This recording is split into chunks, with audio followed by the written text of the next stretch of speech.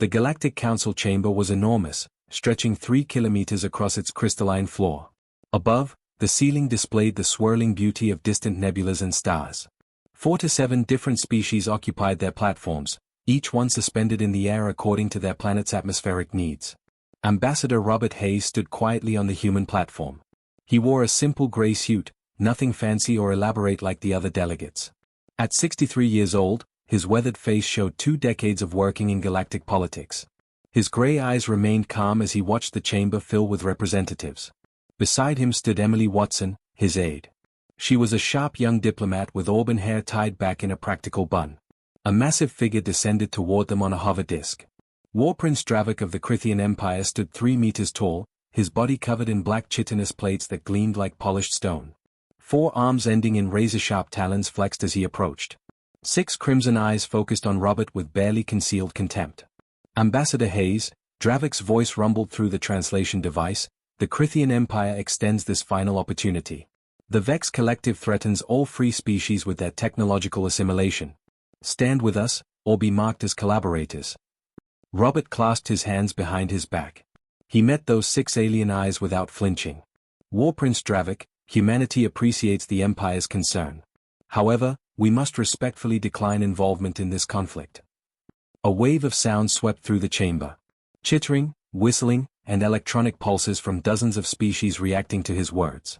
A floating sphere of interlocked machinery called Unit Prime emitted a harsh synthesized laugh from the Vex platform. The prey species reveals its cowardice, Unit Prime broadcast across the chamber. When the Krithian beasts are crushed beneath superior technology, humanity will beg for the mercy of assimilation. Emily's jaw tightened, but Robert remained perfectly still. His voice stayed calm and level. We seek neither alliance nor conflict. Human space will remain neutral territory. Dravik's talons scraped against the metal railing of his hover disk, creating an unpleasant screech. Neutrality is the refuge of the weak. In the 7th Expansion War, there are only victors and casualties. Choose which you shall be. We choose neither, Robert replied simply. We'll sit this one out. The War Prince leaned forward, his massive frame casting a shadow across the entire human platform. Your species controls 17 star systems rich in thorium and heavy metals. Both empires require these resources. Neutrality is not an option you possess. Nevertheless, Robert said, still maintaining his conversational tone, it is the option we have chosen. Good day, War Prince. Dravik's body plates rattled with what the translation matrix identified as extreme anger. You seal your fate, human. When the Empire requires your resources, we will take them. Your 13 worlds will burn. 17, Emily corrected quietly. What? You said 13. We have 17 colonized systems. You should at least know how many worlds you're threatening. The War Prince hover disk shot upward rapidly, rejoining the Krithian delegation. Within moments, both the Empire and the Collective transmitted formal notices. Humanity's refusal would result in necessary economic and territorial adjustments. It was a diplomatic way of saying trouble was coming. As the session ended, Ambassador Kellen from the Tavian Federation glided over on his serpentine body. His scales shifted to colors indicating concern. Robert, my friend, the Tavians maintain neutrality by offering tribute and concessions. Your stance is admirably principled but dangerously absolute. What leverage do humans possess that we do not? Robert watched various delegations exit through their portals. We don't have leverage, Kellen. We simply have boundaries. Boundaries without enforcement are merely suggestions, the Tavian replied before departing. Emily pulled up a holographic display showing the expanding war fronts. Red and blue regions marked territories slowly consuming neutral zones. Sir, both sides are pressuring the minor species. The Helvan Republic surrendered 3 systems yesterday. The Quarren hives allied with the Vex after their trade routes were blockaded. I'm aware, Robert said. Then you know we're isolated. No allies, no military pacts. Just us. Robert turned to face his aide, and she saw something in his expression she couldn't identify. It wasn't fear or concern. It was the look of someone who already knew the answer to a problem everyone else thought was impossible. Emily, how long have humans been members of the Galactic Council? 203 years, sir. And in those 2 centuries, how many wars have we participated in? None, sir. How many times have we been attacked? Emily paused. Also none, sir. Doesn't that strike you as unusual? 4 to 7 species in this galaxy, and only humans have never been invaded, never been conquered, never been forced to choose sides. She frowned. I assumed we were lucky. Remote systems, nothing strategically vital. 17 systems rich in thorium and heavy metals, Robert quoted Dravik's words. Numerous garden worlds. Positioned between 5 major powers. He shook his head slowly. No, Emily. We're not lucky. Then what are we? Robert gathered his documents. We're patient. And we're prepared. Come on. I need to send a message to Earth. Walking through the crystalline corridors, Emily couldn't shake her mentor's words. 200 years without conflict in a galaxy perpetually at war wasn't luck. It was something else entirely. Something the galaxy was about to discover. Later that evening aboard the embassy ship, Robert sat alone composing a brief encrypted message to a facility on Earth that appeared on no public records. Increased pressure on neutral stance. Probable incursion within 6 months. Recommend transition to alert status amber. He sent the message and poured whiskey, watching through his viewport as Krithian warships patrolled nearby. They thought they were apex predators. They had no idea what humanity had learned from being its own worst enemy. 3 months had passed since the council meeting. The 7th expansion war had intensified, consuming 12 more neutral systems. The Krithian Empire pushed aggressively into the Outer Rim, while the Vex Collective's assimilation front crept steadily through the core worlds. Yet human space remained untouched, a bubble of calm in the storm. Lieutenant Diana Foster stood on the bridge of the freighter steady hand, watching her sensor displays with practiced ease. At 31, she had been running cargo routes through contested space for 6 years. Her crew of 8 kept the ship moving through what other species considered suicide runs. Captain, her navigator Marcus Webb called from his station, Krithian patrol forming up on our starboard side. 3 destroyers. Diana didn't look up from her manifest. Acknowledge their hail and continue course. Oh, their weapons hot. They're always weapons hot, Marcus. It's how they say hello. The communication channel crackled to life. Human vessel, you are entering an active war zone. State your business. Diana activated her comms steady hand, commercial freighter out of New Manchester. Carrying agricultural equipment to the Tavian colonies. We're on a registered neutral corridor. There was a pause. Your corridor passes through contested space. Turn back or face interdiction. Negative. We have transit agreements with both the Empire and the Collective. We're continuing course. Marcus shot her a worried glance, but Diana's expression remained calm. She had run this conversation a dozen times with both sides. It always ended the same way. The Krithian commander's tone shifted, becoming less aggressive. Human vessel, proceed on course. Maintain your current trajectory. Acknowledged. Steady hand out. Marcus exhaled slowly. How do you do that?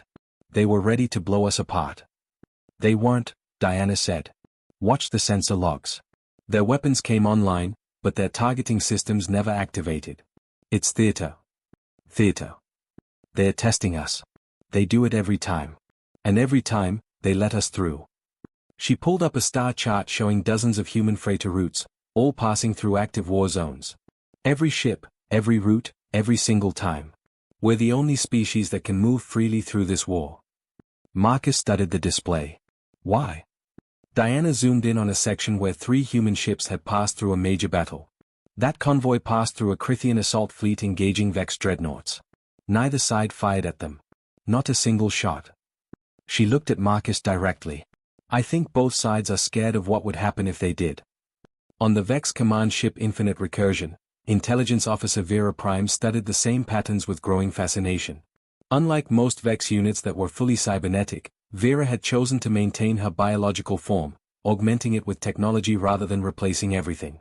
Her human origins were still visible beneath the neural interfaces and optical enhancements. She had been analyzing human behavior for the past year, and the patterns disturbed her. Commander Syntax, a fully mechanical Vex unit, hovered beside her workstation. Your report on the human anomaly is overdue, Intelligence Officer. Because the anomaly keeps growing, Vera replied, pulling up holographic displays. Commander, look at this. In the past 203 years, 47 species have joined the Galactic Council. Of those, 43 have been invaded at least once. 3 have been completely conquered. 2 have gone extinct. Standard galactic dynamics. The strong consume the weak. Except humans. They're classified as a minor power. 17 lightly populated systems, no major military presence in council space, no alliances. They should have been absorbed by now. Perhaps they are simply fortunate. Isolated territories, minimal strategic value. Vera shook her head, her optical implants flickering. Their systems are rich in heavy metals and rare elements. Their positions are strategically vital. And yet, no one touches them. She pulled up another display. 3 months ago, the Crithians threatened them directly. Standard procedure would be economic blockade followed by territorial seizure. And? Nothing happened. The Empire issued threats, then stopped. She displayed a fragment of intercepted Crithian military communications. Listen to this. The translation rendered the Crithian commander's words clearly. All units are advised that human space remains neutral territory under Protocol 17.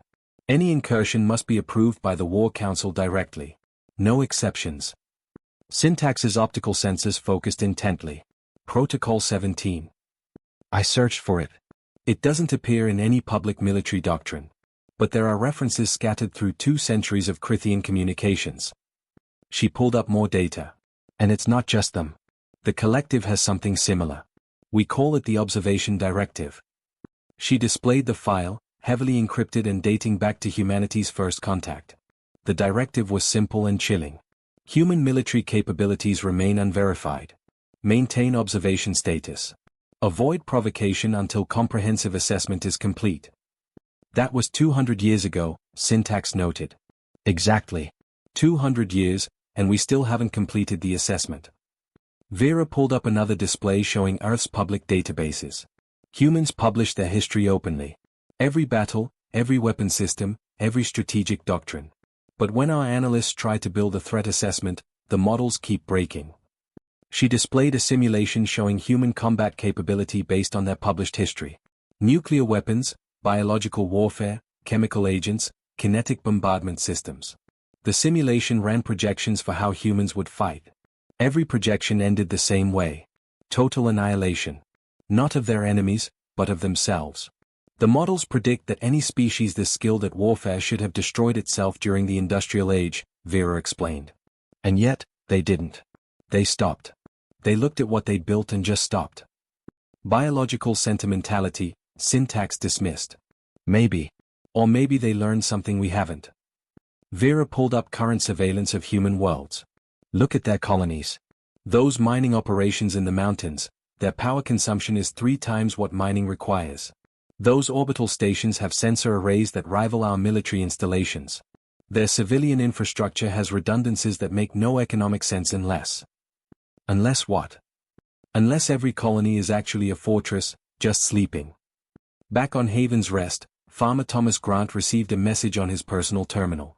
It was brief, encoded to look like agricultural data. Alert status amber confirmed. Defensive protocols active. Maintain normal operations. Thomas deleted the message and looked out across his fields. In the distance, the mountains rose against the purple sky. Somewhere inside them, ancient systems were waking from their long sleep. Systems installed by his great-grandfather's generation, maintained in secret, tested in darkness, and never revealed. He thought about his daughter Sophie doing homework, about the life they had built here. A peaceful life. But peace, he had learned, wasn't the absence of capability. It was the discipline not to use it. He returned to his work, just another farmer on a quiet world, while beneath his feet humanity's true nature stirred in the dark. General William Drake stood in the command center buried 3 kilometers beneath the surface of Luna. At 68, his gray hair was cut military short, and his weathered face bore scars from conflicts most of the galaxy had never heard about. He commanded the Sol Defense Initiative, a position that officially didn't exist. The command center's main display showed all 17 human systems in real time. Green indicators marked civilian traffic. Amber alerts highlighted military movements of foreign powers near human space. So far, nothing had turned red. Colonel James Mitchell approached carrying a data tablet. Sir, Ambassador Hayes's report just came through from the Council. Both the Empire and Collective have increased pressure. Diplomatic situation is deteriorating. Expected, Drake replied. What's the status of Defensive Network Alpha? All stations reporting green. We transitioned to alert status amber 3 months ago. Crews are ready, systems are warm. But General, they're getting restless. Some station commanders are asking when we're going to actually do something. We are doing something, Colonel. We're being patient. Before Mitchell could respond, an alarm sounded. One of the display indicators turned amber, then red. Sir. Ensign Rachel Moore called from her monitoring station. Multiple contacts, Sector 7. Crithian Assault Squadron entering the Haven's Rest system. 23 ships, including 3 heavy cruisers. They're on an intercept course with the colony. Drake's expression didn't change. Transponder identification. Flagged as General Thaxron's personal fleet, sir. The War Council disavowed him last month for unauthorized aggression against neutral targets. A rogue element. Drake studied the tactical display. Haven's Rest appeared as a blue sphere, peaceful and undefended. The Crithian fleet approached like a crimson wave. What's their demand? They're broadcasting on all channels, sir. Demanding the colony surrender and prepare for Imperial occupation. They're giving the colonists 6 hours to evacuate. Drake pulled up a direct communication channel. Get me Governor Bennett. Secured line. The holographic display flickered, showing Governor Sarah Bennett, a woman in her 50s with steel gray hair and calm eyes. She stood in what looked like a modest office, but Drake could see the tension in her shoulders. General Drake, she said. I assume you're watching. What's your status, Governor? 23,000 civilians, mostly families. The Crithians want us to evacuate, but they're not giving us enough time. They know we can't get everyone off-world in 6 hours. Her voice remained steady despite the implications. This isn't about occupation. They're making an example of us. Recommendation. I've ordered non-essential personnel to the evacuation sites. But General, most people here are farmers, miners, teachers. They're not going to run. This is their home. Drake closed his eyes briefly. Sarah, I need you to follow your protocols exactly. Start the evacuations. Make it look real. But activate Level 3 defensive response. There was a pause. General, if I do that and they scan us, they'll know we're armed. I'm counting on it. How long until their fleet enters orbit? 4 hours, 30 minutes. Then we have 4 hours to decide if 200 years of peace ends today. Aboard the Crithian flagship Conquering Blade, General Thaxron watched the human colony grow larger on his displays. His 6 eyes gleamed with anticipation as his 4 hands manipulated the controls. General, his tactical officer reported, the human governor is stalling. She claims they need more time to evacuate. They've had 200 years to evacuate, Thaxron growled. This system belongs to the Empire now. If the humans refuse to acknowledge reality, we'll educate them. His communication officer looked up nervously. General, we're receiving a transmission from the human colony. Governor Bennett's image appeared on the main display. Behind her, civilian transports could be seen lifting off. General Thaxron, I'm requesting a 12-hour extension for evacuation. We're a civilian colony. Most of our people have never even seen a military ship. Request denied, Thaxron replied. You have 4 hours. Any vessels remaining in orbit after that will be destroyed. Any personnel remaining on the surface will be imprisoned. Haven's Rest is now Imperial territory. Bennett's expression didn't change. General, I'm formally notifying you that you are in violation of the Galactic Neutrality Accords. The human government requests that you withdraw immediately. Or what, human? Will you file a complaint with the Council? Thaxron's laughter rumbled through the bridge. Your species has no military. No defenses. You exist at the sufferance of greater powers. Today, you learn what that means. General, Bennett said quietly, I'm begging you. Don't do this. Withdraw your fleet. There's still time to avoid a terrible mistake. The only mistake was humanity's belief that neutrality would protect them. 4 hours, Governor. He terminated the connection and turned to his officers. All ships, prepare for orbital bombardment. We'll target the industrial sectors first. Sir, the tactical officer's voice was strained, I'm detecting unusual readings from the surface. Power signatures are spiking across multiple locations. Those mountains the intelligence report said were mining operations. Our mining operations, Thaxron interrupted. Humans dig in dirt for metal. That's all they do. Sir, these signatures are massive. They are reading at military-grade reactor outputs. And they're growing. For the first time, Thaxron felt a flicker of uncertainty. Scanning resolution. Full spectrum, sir. The mountains aren't solid. They're hollow. Massive caverns filled with. The officer's voice rose in alarm. General. New contacts. Multiple orbital platforms are decloaking throughout the system. Dozens of them. They were there all along, we just couldn't see them. The tactical display lit up like a constellation. What had appeared to be empty space around Haven's Rest now showed a dense network of defense platforms, each one pulsing with active power signatures. Impossible, Thaxron breathed. There were no structures in orbit. We scanned. They were cloaked, sir. Stealth systems our sensors couldn't penetrate. They're over 100 years old according to their energy signatures. They've been there the entire time. Thaxron stared at the display. His fleet of 23 ships was suddenly surrounded by 47 defensive platforms, each one bristling with weapons. And on the surface, those mountains were opening like flowers, revealing launch bays and weapons emplacements built into the bedrock itself. General, his communication officer said weakly, we're receiving another transmission. This one is from Earth. The display shifted, showing an older human in military uniform. His gray eyes held no anger, no fear. Just a terrible, patient certainty. General Thaxron, I'm General William Drake of the Sol Defense Initiative. You are currently surrounded by 47 defensive platforms and within range of 112 surface-based anti-ship batteries. I am formally ordering you to withdraw from Haven's Rest space immediately. Thaxron found his voice. You have no military. The Council records are accurate, Drake interrupted. We have no offensive military. What we have, General, are defenses. Very good defenses. And you have just activated all of them. One of the platforms fired at an abandoned mining satellite 300 kilometers away.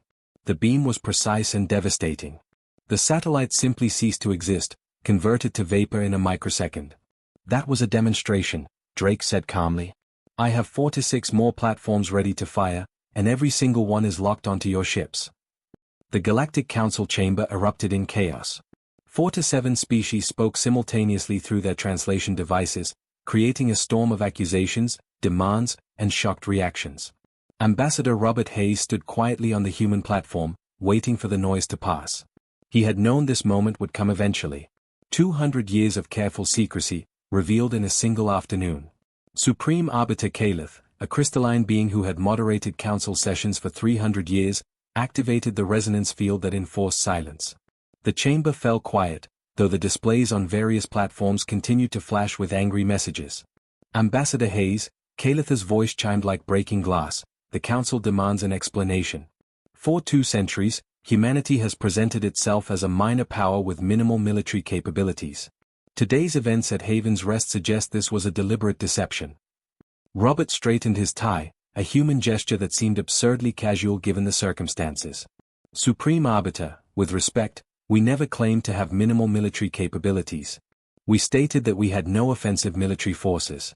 That remains true. Semantics. War Prince Dravik roared from the Crithian platform. His plates rattled with fury. You concealed thousands of weapons platforms. Your colonies are armed fortresses.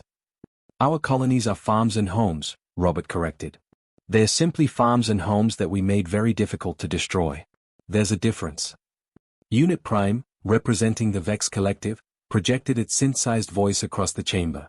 The human deception represents a fundamental violation of Council transparency protocols. All member species must declare military capabilities for the strategic database. Humanity's database entry lists 17 lightly defended agricultural and industrial worlds. And that entry is accurate, Emily Watson interjected, stepping forward. Every world is agricultural or industrial. Each one is lightly defended according to the standard definition, meaning they have minimal active military personnel and no invasion forces. The platforms exist, but they are automated systems that activate only when threatened. How many? Ambassador Kellen's scales shifted to colors indicating deep concern. Your report to the Council listed 43 military installations across all 17 systems. Today, sensors detected over 8,000 platforms in Haven's Rest alone. Robert exchanged a glance with Emily. The truth would either save them or condemn them. Supreme Arbiter, may I present a full briefing on human defensive doctrine? I believe it will address the Council's concerns. Calith's crystalline form pulsed with consideration. Proceed, Ambassador. Robert activated a holographic display at the center of the chamber. It showed Earth, circa 2047.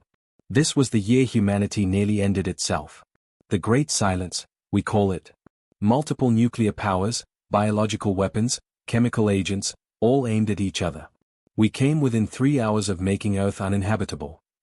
The display showed archived footage of devastated cities, irradiated wastelands, populations fleeing in terror.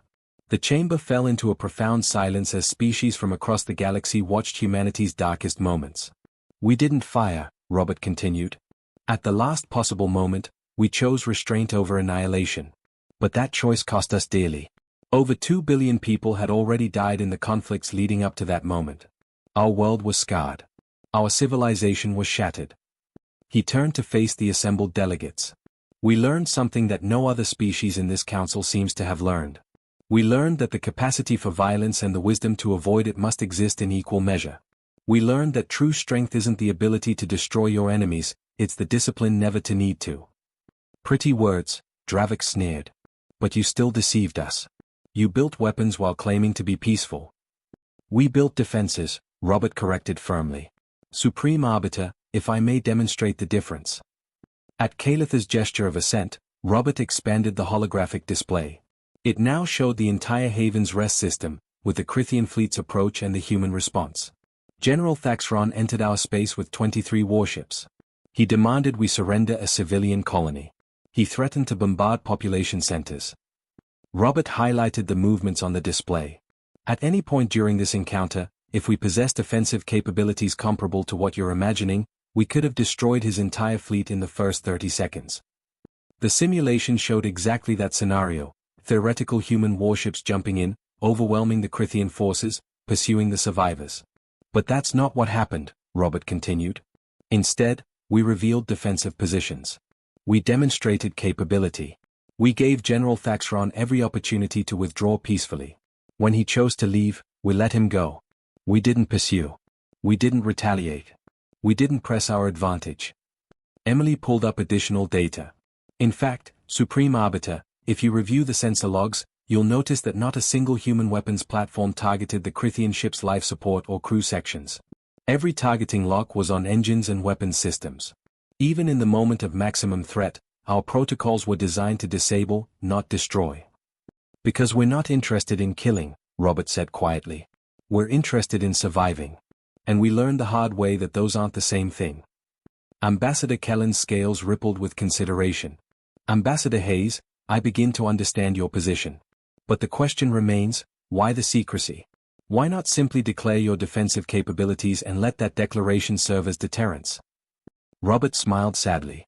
Because, Ambassador, the galaxy doesn't work that way. If we'd announced 200 years ago that we possessed advanced defensive systems, what would have happened? He pulled up historical data from other species. The Quarren hives declared themselves impregnable 70 years ago. They built massive fortifications and announced that their homeworld was unconquerable. 3 different species invaded them in the following decade, each one determined to prove the Quarren wrong. The last invasion succeeded, and the hives were absorbed into the Vex Collective. More data appeared. We studied every model, every approach, every species that tried to maintain peace in a galaxy constantly at war. And we realized something. The only way to remain truly neutral, truly peaceful, was to be so uninteresting that no one bothered us, but so capable that no one dared to. Robert closed the historical displays. So yes, Supreme Arbiter, we deceived you about the extent of our capabilities. We kept secrets. We built weapons in the dark. But we did it not because we wanted power, but because we wanted peace. Real peace. The kind that doesn't require conquest or submission or endless vigilance. He paused, then added, at least, that was the theory. Today, the galaxy saw what we've been hiding. And now, we'll discover whether our approach was wisdom or folly. Supreme Arbiter Calith's crystalline form pulsed with light as it processed the implications. The chamber remained silent, every species reconsidering their understanding of the quiet farmers who had sat among them for 2 centuries. Finally, Calith chimed a sound that the translation matrix rendered as contemplation. The council will deliberate. But Ambassador, I suspect the galaxy will not soon forget what they saw today. Humanity has been an enigma for 2 centuries. You may find that clarity brings its own complications. 6 months had passed since what the galactic news networks called the Haven's Rest incident. In that time, the political landscape of the galaxy had shifted in ways no one had predicted. Lieutenant Diana Foster guided the steady hand through the approach corridor to the Galactic Council station, just as she had done dozens of times before. But everything felt different now. Where once she had passed through space lanes with casual indifference, now she saw the weight of attention focused on her vessel. "Captain," Marcus Webb called from the navigation station, "we've got company. 4 Crithian escorts on our starboard, 3 Vex monitoring ships to port, and I think that's a Tarvian diplomatic courier matching our course." Diana checked her senses. "They're not hostile. Just watching. That's what worries me. Everyone's watching us now." He wasn't wrong. In the 6 months since Haven's Rest, every human vessel traveling through galactic space found itself under intense observation. Not threatening, not hostile, just constant unwavering attention. Like the galaxy was trying to understand something it had fundamentally misunderstood for 2 centuries. As they docked at the station, Diana noticed Ambassador Hayes waiting at the airlock. That was unusual. Ambassadors didn't greet freight captains. "Captain Foster," Robert said as she exited her ship. "Walk with me." They moved through the station's commercial district, past shops and restaurants catering to dozens of species. "How have the trade routes been treating you?" "Honestly? Smoother than ever. Everyone's giving human ships right of way. We're moving cargo in half the time it used to take." She paused. "But it feels wrong, sir. Like they're not being courteous, they're being cautious." "They are," Robert confirmed. "The galaxy is recalculating its understanding of humanity. Some species are frightened. Others are fascinated. All of them are uncertain." They reached a viewing gallery overlooking the council chamber. Below, various delegations were arriving for what had been billed as an emergency session regarding galactic security protocols. "This is really why I wanted to talk to you," Robert said. "Today, we're going to propose something unprecedented. That humanity formally offers to extend our defensive network to protect neutral space." Diana stared at him. "Sir, that would make us responsible for protecting dozens of species. That's not neutrality." "No," Robert agreed. "It's not. It's something we're calling armed neutrality. We don't join the war. We don't take sides. But we create protected zones where species can remain neutral without being conquered or coerced. We become the shield for those who don't want to fight." In the council chamber, the session began with Supreme Arbiter Caleth calling for order. The chamber was more crowded than usual. Word of humanity's proposal had leaked, and every species wanted to witness what came next. Ambassador Robert Hayes stood on the human platform, Emily beside him. "Supreme Arbiter, honored delegates," he began, his voice calm and steady. 6 months ago, humanity revealed the extent of our defensive capabilities. Today, I want to explain not what we are, but what we hope to become. The holographic display activated, showing the current state of the 7th Expansion War. Red and blue territories marked the Crithian Empire and Vex Collective, slowly consuming the neutral zones between them. This war has been raging for 2 years. It has consumed 14 neutral systems, displaced billions of refugees, and shows no signs of resolution. Both primary combatants are locked in a conflict neither can win, neither can afford to lose, and neither knows how to end. Robert highlighted several systems on the display. Meanwhile, the rest of us face an impossible choice. Pick a side and be drawn into a conflict that isn't ours, or remain neutral and eventually be conquered by whoever wins.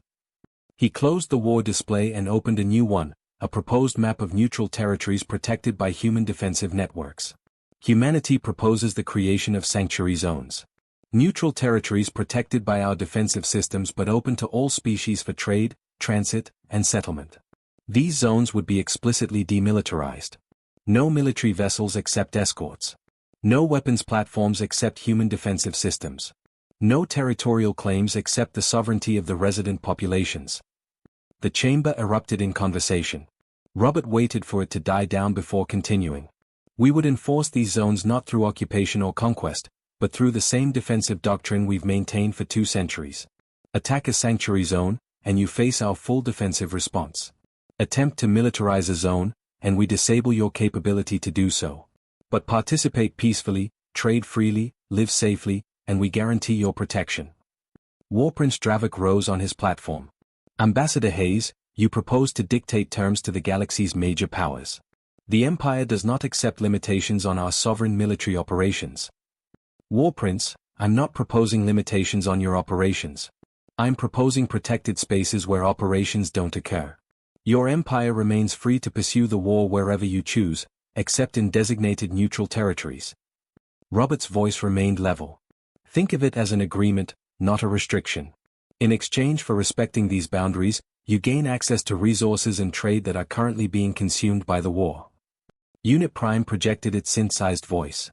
The collective requires access to raw materials in contested territories. Your proposal would deny us strategic resources. No, Emily interjected. Our proposal would give you access to those resources through trade, rather than forcing you to conquer them. Most contested territories would prefer to sell their resources to both sides rather than be destroyed by either. Ambassador Kellen's scales shifted to thoughtful colors. Ambassador Hayes, your proposal has merit. But what makes humanity qualified to enforce such an arrangement? You're right to question, Robert acknowledged. Which is why we're not proposing to do this alone. We're proposing the creation of a Neutral Territories Council, an oversight body composed of representatives from every species that chooses to participate. They would have the authority to approve or reject our defensive actions. We provide the capability, but the neutral species provide the governance. This was the key point, and Robert let it hang in the air. We're not offering to become the galaxy's rulers. We're offering to become its shield. But only if the species we're protecting have a voice in how that shield is used. Supreme Arbiter Calith chimed thoughtfully. The Council must deliberate on this matter extensively. However, Ambassador Hayes, your proposal addresses a fundamental problem that has plagued galactic politics for centuries. The question of how minor powers can maintain sovereignty without becoming casualties of conflicts not their own. Finally, War Prince Dravik spoke, his voice quieter and more considered. Ambassador Hayes, the Empire has no desire to conquer minor powers. Our conflict is with the collective's expansionism. If your sanctuary zones prevent them from assimilating neutral species, the Empire has no objection. Unit Prime immediately responded. The collective's integration protocols are voluntary. If your zones prevent the Empire's military aggression, the collective accepts this arrangement. Robert suppressed a smile. Both major powers had just justified the exact same proposal while claiming it restricted their enemy more than themselves. 3 months later, the first sanctuary zone was officially established around the Mendari Consortium's home system. Diana Foster watched from the steady hand as human defensive platforms deployed throughout the system. They moved with silent efficiency, taking positions that would make the system impregnable without making it feel occupied. It's strange, Marcus said. They look just like the platforms at Haven's Rest. But somehow, knowing they're here to protect rather than threaten, it feels different. Diana understood what he meant. Context changed everything. The same weapons that had frightened the galaxy 6 months ago were now being welcomed as protection.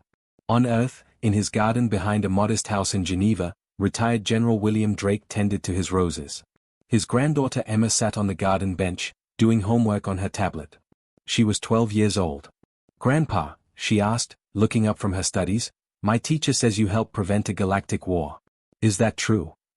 William carefully pruned a rosebush, considering his answer. "I helped remind the galaxy that wars don't have to consume everything. That there can be spaces where peace exists, even when fighting continues elsewhere." By building weapons? By building boundaries, he corrected gently. The weapons were just tools to enforce them. The real work was convincing people that boundaries matter, that some things are worth protecting at any cost. Emma thought about this. Did you ever have to use the weapons? Did you ever have to hurt anyone? Once, we came very close. But in the end, no. The threat was enough. The demonstration was sufficient. He sat down beside her. "Emma, I hope you never have to make the choices your generation made. But if you do, remember this. The greatest strength isn't the ability to destroy your enemies. It's the wisdom to turn enemies into neighbors, to create space where conflict can be resolved without violence." Is that what humans are doing now? With the sanctuary zones? That's what we're trying to do. Whether we succeed will depend on whether the galaxy learns the lesson we learned 2 centuries ago. That peace isn't the absence of conflict, it's the discipline to manage conflict without destruction. Emma returned to her homework, and William returned to his roses. Above them, invisible in the daylight but always present, Earth's defensive grid maintained its silent watch. 200 years ago, humanity had nearly destroyed itself. Now, they were teaching the galaxy that there was a third option.